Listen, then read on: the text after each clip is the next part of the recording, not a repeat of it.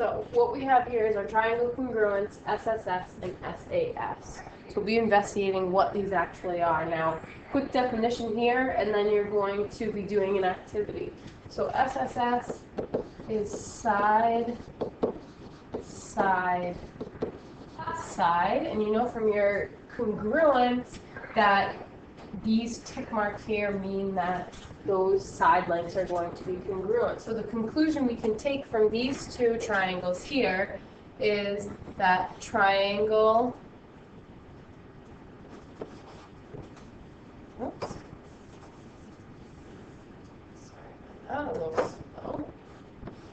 Triangle PRQ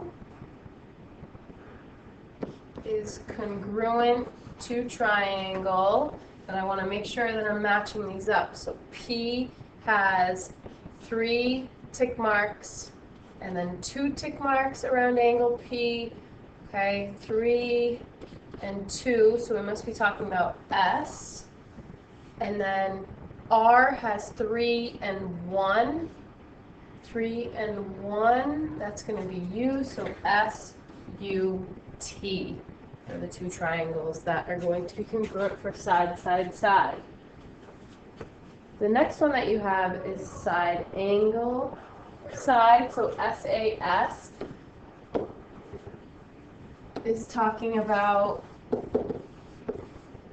side angle side.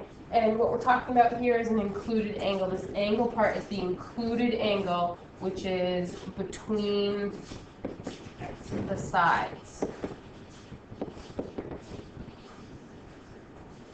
So between the two sides that we're talking about. So you can see you have 1 tick mark and then 2 tick marks, and the angle in between is K.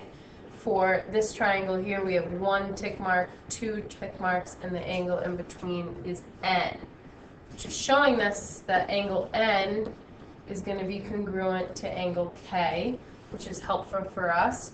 I see that angle H has just this 1 tick mark, and then we don't know anything about HJ, so angle H is congruent to angle L on this triangle, and lastly, angle M is going to be congruent to angle J. So what I have is triangle, I'll start it right from here, K, H, J, congruent to triangle N, L, M. We want to make sure we're matching these up. The next thing that you're going to do is an activity, and it should be right above this video on Google Classroom. I want you to get into that activity and start to see the definition of these postulates.